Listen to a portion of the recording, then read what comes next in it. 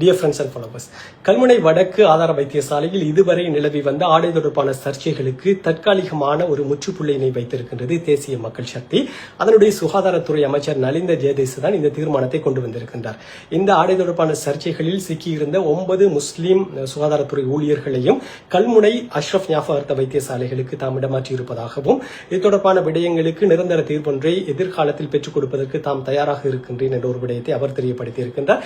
இவ்வகையான தீர்மானங்கள் பலத்த விமர்சனங்களை இன்றைய தினம் எல்லோர் மத்தியிலும் ஏற்படுத்தி இருக்கின்றது.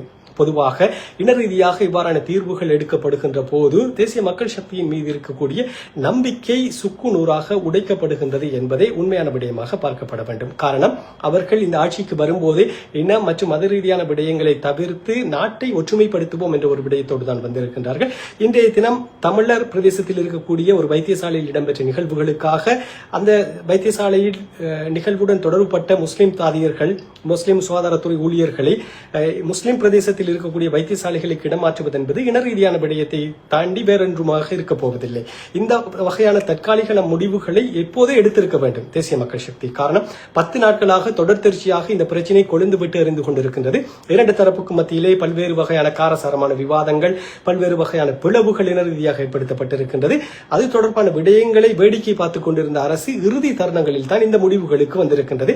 இவ்வகையான முடிவுகள், இவ்வகையான தற்காலிக தீர்மானங்களை ஆரம்பத்திலேயே எடுத்திருந்து இது தொடர்பான முறையான விசாரணை கமிட்டிகள் ஃபார்ம் பண்ண, அதாவது உருவாக்கப்பட்டு பாதிக்கப்பட்டிருக்கின்ற இரண்டு தரப்புமே அவற்றின் முன்னால் நிறுத்தப்பட்டு இது தொடர்பான விசாரணைகள் முறையாக முன்னெடுக்கப்பட்டதன் பிற்பாடுதான் இவ்வகையான தீர்மானங்கள் அறிவிக்கப்பட வேண்டும். மிக நீண்ட வகையான தீர்மானங்கள் அறிவிக்கப்படும். அதை விடுத்து இனிவரும் காலங்களில் கூட மக்களுக்கு ஒரு பலத்த சந்தேகம் ஏற்படுத்தப்பட்டிருக்கின்றது. முஸ்லிம் பிரதேசங்களில் இருக்கக்கூடிய வைத்தியசாலைகளில் இடம்பெறப்போகின்ற பிரச்சனைகளின் போது தமிழர்களை தமிழ் பிரதேசங்களுக்கும் சிங்களவர்களை சிங்கள பிரதேசங்களில் இருக்கக்கூடிய வைத்தியசாலைகளுக்கும் இடமாற்றுவது என்பது இன ரீதியாக ஒரு முடிவாகவே பார்க்கப்படும் என்றும், இவை தொடர்பான விடயங்கள் தவிர்க்கப்பட்டு காலாகாலம் சமூகங்களுக்கு மத்தியிலே பிளவுகள் ஏற்படுத்தப்படாமல் அனைத்து சமூகங்களும் ஒன்றாக வேலை செய்யக்கூடிய ஒரு சூழலை உருவாக்க வேண்டும் என்பதை எல்லோருடைய எதிர்பார்ப்புமாக இருக்கின்றது. தேசிய மக்கள் சக்தி இந்த விடயத்தில் காலம் கடந்த ஒரு ஞானத்திற்கு வந்திருக்கின்றது. இரண்டு சமூகங்களுக்கு மத்தியிலே நடைபெற்று வருகின்ற பிரச்சனைகளை வேடிக்கை பார்த்த வண்ணம் இருந்து கடைசியான தருணங்களில் இவை தொடர்பான விடயத்திற்கு தற்காலிகமான ஒரு முற்றுப்புள்ளியினை வைத்திருக்கின்றது. அதே சமயம் இந்த தேசிய மக்கள் சக்தியினை பிரதிநிதித்துவப்படுத்துகின்ற முஸ்லிம்களாக இருந்தாலும் சரி, தமிழர் பாராளுமன்ற உறுப்பினர்களாக இருந்தாலும் சரி, இது தொடர்பான விடயங்களை உரிய முறையில் அரசாங்கத்தினுடைய கவனத்திற்கு கொண்டு சென்றிருப்பார்களாக இருந்தால் இவ்வகையான பிரச்சனைகள் மென்மேலும் வளராமல் பாதுகாக்கக்கூடிய சூழல்கள் அமைந்திருக்கும். அவ்வகையான விடயத்தில் முஸ்லிம் பாராளுமன்ற உறுப்பினர்களாக இருந்தாலும் சரி, தமிழர் பாராளுமன்ற உறுப்பினர்களாக இருந்தாலும் அசம்பந்த போக்குடனே இருந்திருக்கிறார்கள். பொறுத்திருந்து பார்ப்போம் நண்பர்களே.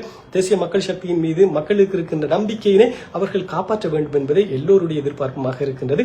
அதை விடுத்து இன ரீதியான அல்லது பிரச்சனைகள் முற்றியதன் பின்பாடு இவ்வகையான தீர்மானங்களை கொண்டு வருவது என்பது எதிர்காலத்தில் தேசிய மக்கள் சக்தியின் மீது மக்களுக்கு இருக்கின்ற நம்பிக்கையினை இழக்கச் செய்யக்கூடிய வாய்ப்புகள் அதிகமாக இருக்கின்றன.